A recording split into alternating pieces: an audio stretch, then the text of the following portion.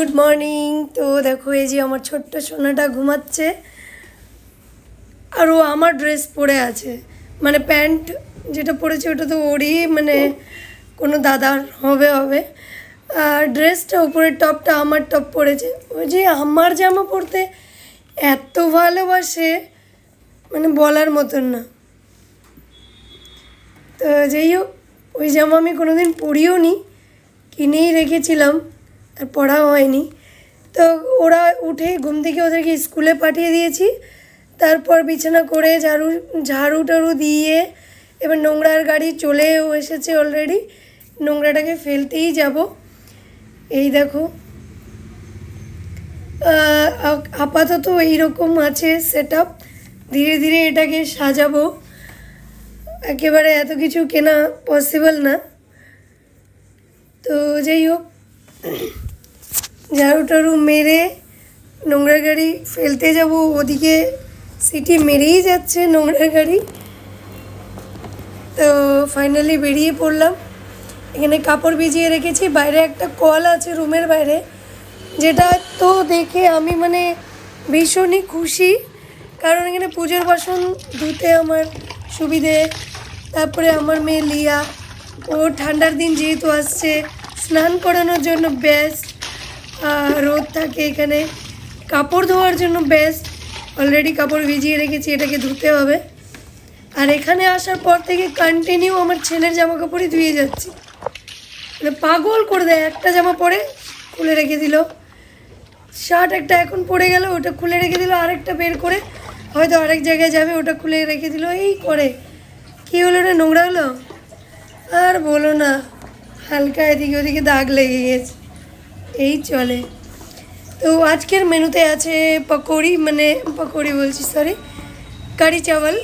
শুনেইছো হয়তো নাম, কারি চাওয়াল। পকোড়া দিয়েই কারিটা বানানো হয়, আর তারপরে চাল চাওয়াল মানে ভাত ভাত করতে হবে ব্যাস। আমার গলার অবস্থা আবার খারাপ, একটু গরম জল করে নেব, খেয়ে নেব একটুখানি। তো যাই হোক, পেঁয়াজের পকোড়া আমি পেঁয়াজের পকোড়া দিয়ে করি। এর আগে এইসব খাবার না আমার ছেলেই খায় খুব ভালো, বাট কিছু কিছু যেমন চাইনিজটা আমি অত পছন্দ করি না, বাট এইগুলো আমি পছন্দ করি। তো অনেক আগে আমি একবার বানিয়েছিলাম, মানে এক দুবার বানিয়েছিলাম।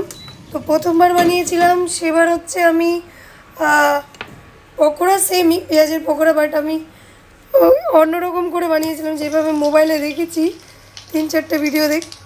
বাট তার থেকে বেশি ভালো লেগেছে আমি যখন দুবার নিজে করেছি অন্যরকম, মানে আমার মতন করে, সেই টাইমগুলো কিন্তু অনেক বেশি টেস্টি লেগেছিলো আমার এই কারির রেসিপিটা। তাই জন্য এবারও আমি আমার মতন করেই করছি, এইভাবে ট্রাই করে দেখবে, অনেক বেশি টেস্টি লাগে, অনেক বেশি। তো ওখানে দই, বেসন, লবণ, হলুদের ঘোল এই যে রেডি। আর ওখানে পেঁয়াজ, রসুন, জিরে আর সর্ষে ফোড়ন দিয়ে পেঁয়াজ, রসুন, লঙ্কা কুচি, টমেটো কুচি ফ্রাই করে নিয়েছি। তারপরে এই ঘোলটা ঢেলে দিয়েছি, আর জল যতটা মানে ঝোল লাগবে সেই অনুযায়ী ঝোল আমি দিয়ে দিয়েছি। আর বড়াগুলো তো ভেজেই রেখেছি।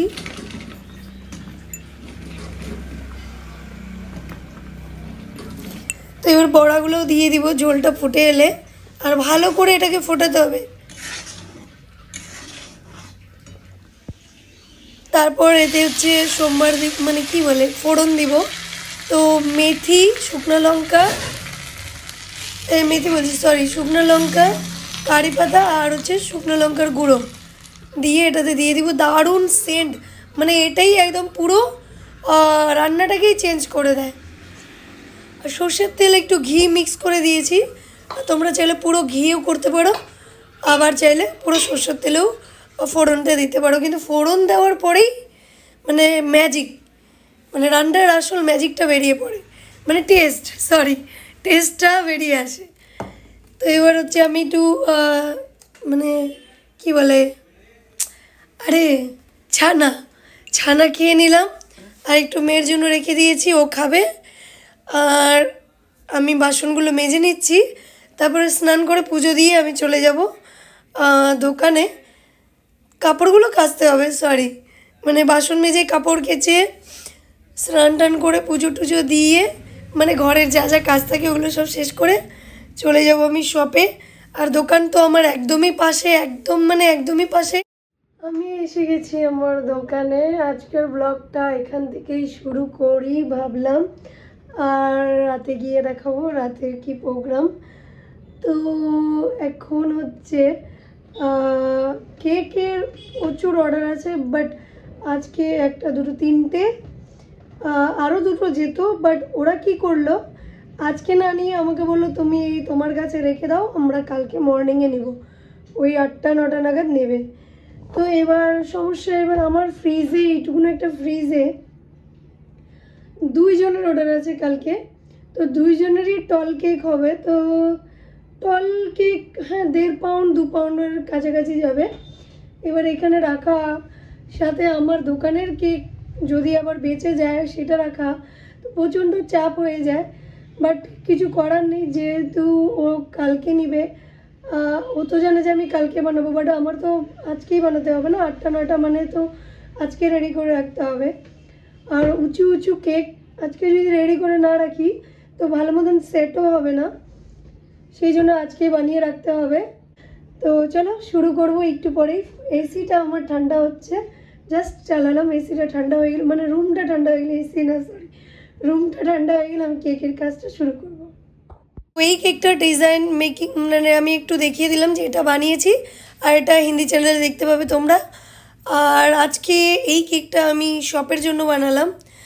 তো এটা ম্যাঙ্গো ফ্লেভারের কেক, মানে আমি না ক্যামেরাটা এক হাতে ধরে করেছি, তো ভিডিওটা ঠিকঠাক করে আমি মানে কভার করতে পারিনি, বাট ডিজাইনটা দেখলে তোমরা বুঝেই যাবে। একটা স্টার নজেল দিয়ে আমি এইভাবে করেছি, ভীষণই সুন্দর হয়েছে, ভীষণই সুন্দর। আর কাস্টমার তো এক নজরেই পছন্দ করে নিল, এটা বলার কথাই না, তোমরা দেখেই বুঝে যাবে ডিজাইন এত সুন্দর আর একদম ফ্রেশ লুক দিচ্ছে। আর একটা বাটারফ্লাই অ্যাড করে দিয়েছি। তো এই তো ছিল আজকের দিন, তো দেখা হবে নেক্সট ব্লগে, বাই বাই।